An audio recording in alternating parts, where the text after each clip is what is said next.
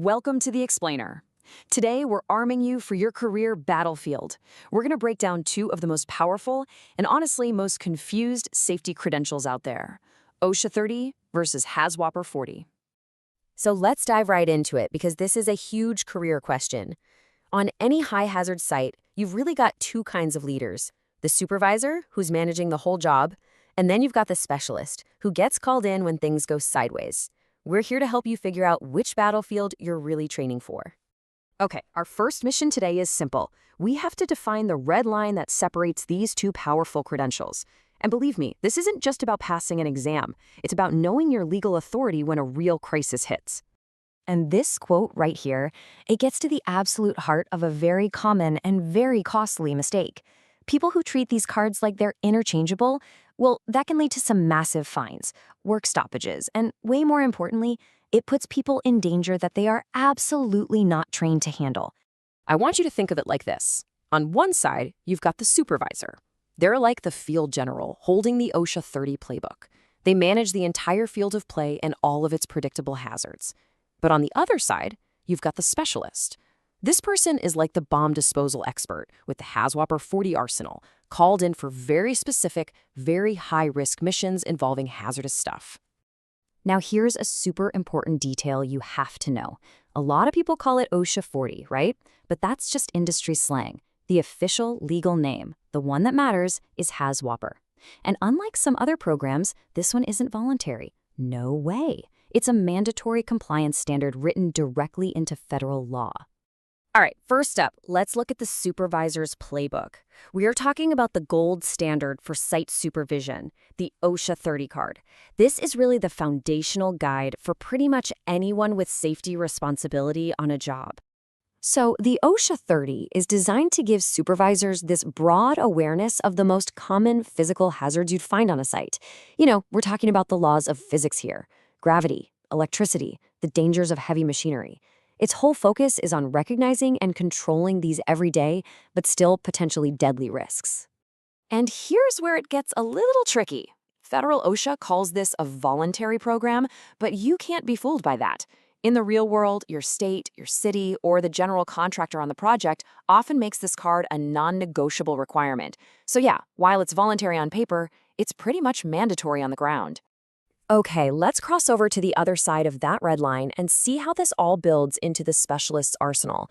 This is where we make a huge shift, really, from physics to chemistry.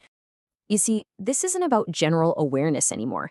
It's a really deep dive into the science of hazardous materials. We're talking toxicology, the mechanics of chemical exposure, and the super precise protocols for emergency response. This is high-level technical training for high-risk environments. This acronym, IDLH, is right at the core of HAZWOPER. It stands for Immediately Dangerous to Life or Health. We are talking about environments where one wrong move, heck, even a single breath could be fatal. And that's exactly why the training has to be so much more intensive. Okay, if you're prepping for an exam, this slide is everything. It lays out the clear legal lines between these two credentials. Just look at the differences. Voluntary versus mandatory. No federal hands-on requirement versus a mandatory 3 days of supervised field experience. And this is huge. No federal expiration on the 30 versus a strict 12-month renewal for HAZWOPER. They are fundamentally different animals. All right, so theory is great, but let's put this knowledge to the test. Let's imagine you're the supervisor on a typical job site. This is where your training smacks right into reality. So picture it. Your team is on a standard construction site. Everything's going fine. This is 100% OSHA 30 territory.